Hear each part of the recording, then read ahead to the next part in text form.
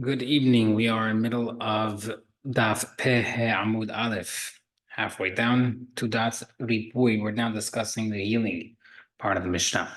Ripui ka hayad lefoto. Tanabanan. Alu bot mahmat makaf. Someone got sores or infection, let's say, on the body because of the wound. Then istira makah, then it healed, and then it came back. Hayad lefoto. You have to heal him again. I have the 10 lodmei shifto, and you also have to pay him again for the loss of employment. However, Shalom Achmat Makav, it was not because of the wound. Eno Hayab, you don't have to pay him. Eno Hayab, you also don't have to pay for his unemployment. Even if it was because of the Makkah, you have to heal him. Eno Hayab, you don't have to pay for the employment. Chachamim say, Shivto Urfoto, you. The pasuk says both. Kol shachayab b'shevet hayab b'ripui. Whatever you're chayav for one, you're chayav for the other. Eno hayab b'shevet, eno hayab b'ripui. But if you're not chayav for the unemployment, you're not chayav for the healing. Mara says, "But my committee, right? What's this halakha based off of?" Maraba ashachinu rabbanan bebe rav diat v'ka'amri. I once found the rabbi's students in the yeshiva, and they were talking. Hachab makan itna la'egit mitzvahs. Machloket whether or not, if you have to bandage a wound after a makkah, the Rabbanan savrei makkah nitna la'egit. Hachamim hold that if you are supposed to bandage it to prevent pain. And therefore, if it gets sores or infection because of bandage, you're still chayav. Bida says no, not chayav. And therefore, if you do it and you get sores, not my problem. The Tana Beikras, and when the Torah says you have to heal it, and therefore you're only chayav for the ripui, but not chayav for shevet. Now, I would tell them about saying, if you don't have permission to bandage it, you should have to pay for healing as well. You're supposed to put the bandage. You're not supposed to put excessive bandaging, right? Don't over bandage it. It's putting it too tight, as Meiri says. Says that since you don't have permission to give excessive bandaging, Torah says you're healing. For Shevet Lot unemployment does not mention for. Once it mentions the healing, you're chayav also on unemployment. The itkash the ripui because they are connected. Says not connected. Shevet lama chayav you're not chayav for unemployment. The me'ateh rahmana rak. Pasuk says rak shivto v'rapo yirapeh. Because the word only teaches you not to link them. Rabbanan hold rak the word rak is excluding sores that came on to the body that was not connected to the initial injury. Okay. According to the Chamim mentioned at the end, the Amrei kol chayav b'shevet chayav b'ripui. Whenever you're chayav for unemployment, you're chayav for healing. Whenever it's not unemployment, you're not chayav for healing. Why do I need to mention the pasuk of healing again? I already know you're chayav. So if it's not connecting the two.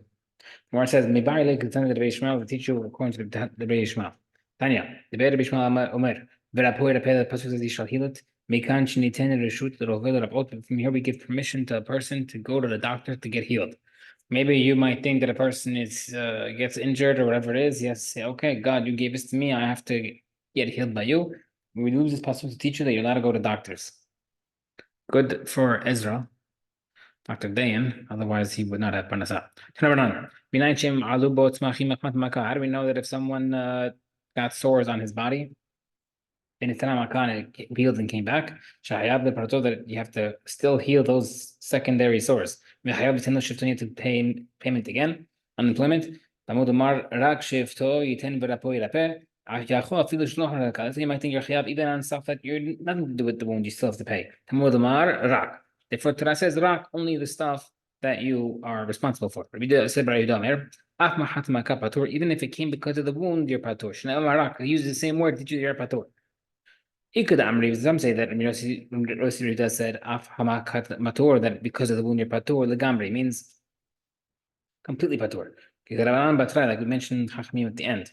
Said when he says that you're patur from even the wound sores, mishev, it's referring to unemployment. Healing, kaman ka'avua, which is like Rabbi Yehuda in the Braita. Marmor, yachol afilu shalom achmad makkah tamod marak. Right now, we said earlier that if you might think that if even sores that did not come from the wound, you're chayav. Therefore, the pasuk tells you rak, tell you patur. Now the question is, you need to teach me that if I hurt your right hand and then your left hand gets a boo boo, I'm chayav for that also. How does that make sense? Why would you think that? The Gemara says, "Amrei mai shalom." What does it mean that not because of the wound? Kiletanya. It is technically because of the makah. The guy's in the situation because of you, but he was negligent. Let's say the guy disobeyed what the doctor told him to do. Eat certain sweetie types of foods. Because honey and sweets are bad for the wound. And he had a certain condition, gargutni came upon him. Yeah, maybe you be chayav to heal that. The pasuk says teach you that if the guy was negligent, it's not your problem. Now the Gemara says, "My gargutni, what's this condition? Nata krichta, dead flesh, necrosis. My asuda, how do you heal it? Ahala v'kira v'kalba, aloe, wax, resin. Try it. Let me know." And if the person says to the person, the attacker says to the victim, "Asyach ana, I'll heal you myself. Don't go to the doctor." Amar le damit ala ke arya arba. You're like a lion and laying an ambush. Not that we use the term lion in sheep's clothing. You want to cause me more problems. You already did enough damage. If the guy says to me instead, I'll bring you my own doctor, he'll heal you for free. The victim can say, Asya the magan. Doctor heals nothing for nothing. Magan shaveh is worth nothing. I don't trust him. If the attacker says to him, I'll bring you a faraway doctor from Japan. You could say to him, a faraway doctor can blind me. What does that mean? Because if a guy comes from far, heals you, and then 2 weeks later he travels back, who knows what can happen to you, and you can't even reach the doctor anymore. So we see that the victim has rights to choose his doctor. And if the victim tells the attacker, you pay me money and I'll heal myself. The attacker could say, if you are negligent with yourself, then you'll charge me more money. If the victim says instead, okay, let's say the doctor's bill would cost me $7,000, you pay me the $7,000 and I'll take care of myself. He says to him, it's even worse for me. Why? Because you'll be negligent. You'll try to heal yourself, you'll fail. And what will happen? They'll call me a damaging ox, meaning people will say, "Oh, look, this guy hurt his arm and now the arm fell off because he didn't help him out." Okay. Tana. First, we see both sides have rights, the attacker and the victim. Tana, the Tana says in the Braita, all are paid even when there is physical damage. I know this. They teach you that even when there's pain, you're chayav for nezek. That pasuk teaches something else. That about shogeg mezid, that you're chayav for unintentional. There's like an intentional one. The honest an accident, as if you did it on purpose. Imkan, why we need nichtov kra petza bipatza? You should have written petza bipatza. My petza tahat pasa. I'm going to teach you both halachot. Okay. The pasuk says you shall heal and heal. To teach you that you're chayav for healing, even in a case where you're chayav for damage. We know that pasuk teaches you that you need permission for Dr. Dayan to treat you. You need permission to teach you that you're allowed to go to doctors. The doctor can hear you. It also teaches you that you can pay healing and damages. We need to write something else. The pasuk should have mentioned the word of payment for healing, meaning heal and he shall heal. Pasuk is teaching you that. But is teaching you that the attacker is chayav even for sores that come after the wound. It should have used the same word twice. Why did it change the word? To teach you that halacha. Okay. That sounds like that you can find the other 4 payments even when there's no physical damage. What would be that scenario? When I said tsar, because I mentioned pain earlier, we have a case by tsar, just having tsar, for example, is easy. You burn him in a spot with a nail or whatever it is, even on his fingernail, there's no wound. You still have for pain without damage.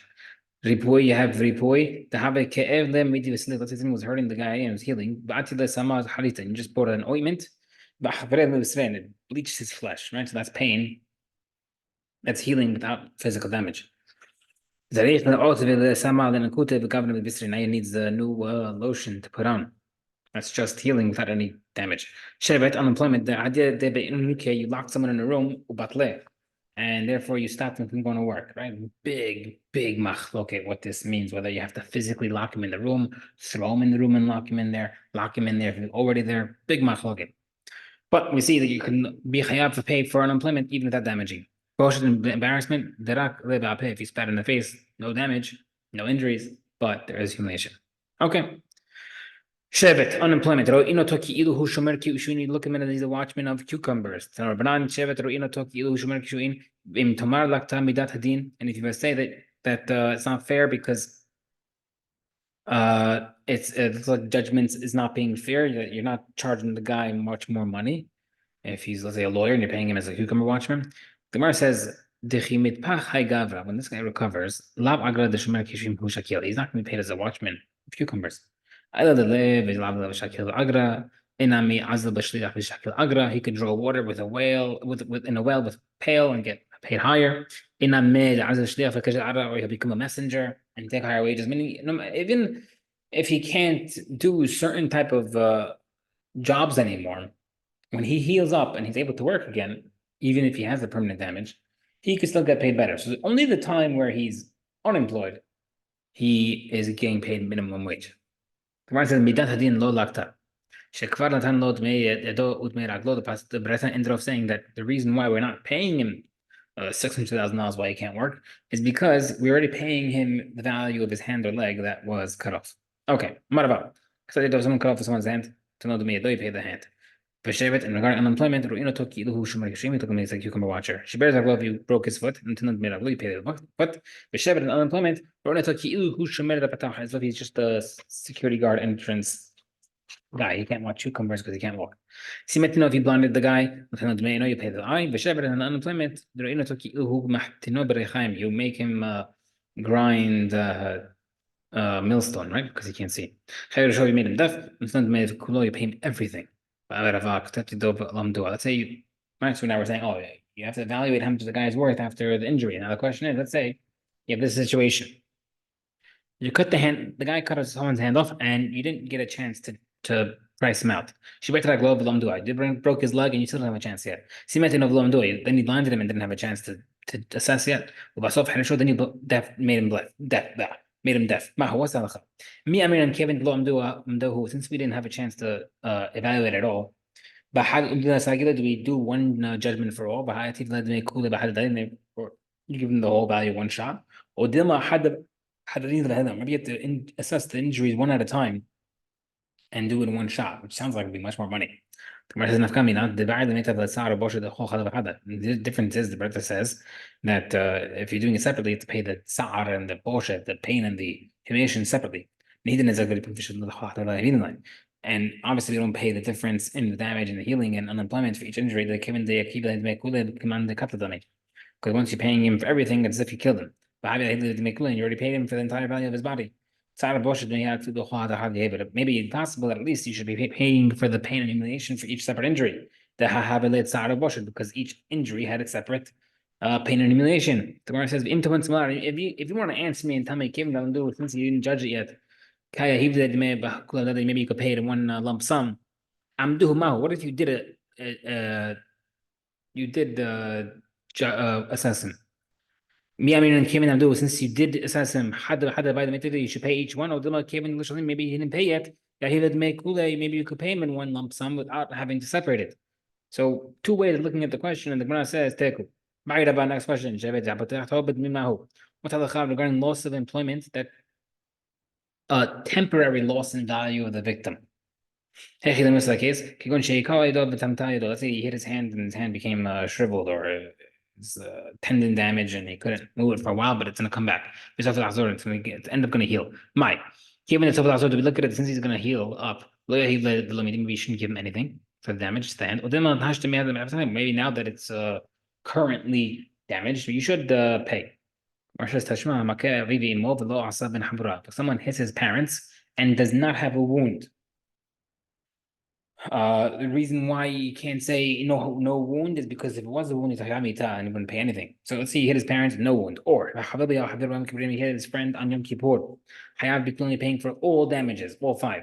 What's the case of a parent getting hit without a wound? Maybe it's the case where he hit his hand, where it damaged the hand. But so it's going to heal up. We still seen in that Mishnah that he's still hayav for everything. Trying to bring a proof. The Gemara says, Amri, it's one case where he made him deaf, but there's no wound. The Gemara says, someone makes his fall deaf, you're chayav mita. No damages. Why? Because when you're causing someone to become deaf via traumatic ear injuries, it's impossible to do it without a wound because there's for sure blood vessel being popped inside the ear. What's the case of the hand? The son shaved the father's head. Now, we're going to explain that in a second. But if you shave the father's head, the hair will come back. That's like the same situation. So therefore, it seems like that you would be chayav, even if something comes back for payment. He put the case of the Braita where the son's chayav without a wound and chayav for payment is where he put a cream on the father's head that caused the hair to fall out, and it's not going to come back. So that's not a temporary loss. Sa'ar, and you're chayav for sa'ar, the itle kartufne bereshe, because the father has his scalp has cracks in it, and therefore it'll cause pain. And he cries out from the pain of the lotion in his head. Refuah and healing, because now it needs pain meds. And Shevet, unemployment, to have a mira ked beku, because he was a dancer, like a jester, used to dance in the parties, which means he had to show his head, shake his head all over the place. And now he can't shake it because his head hurts from the cracks in the scalp. Because now he has no hair. It is quite embarrassing. All right, this is not considered permanent damage. So now we have to return to the case. The question was asked to Rabbah. Abaye didn't have a question.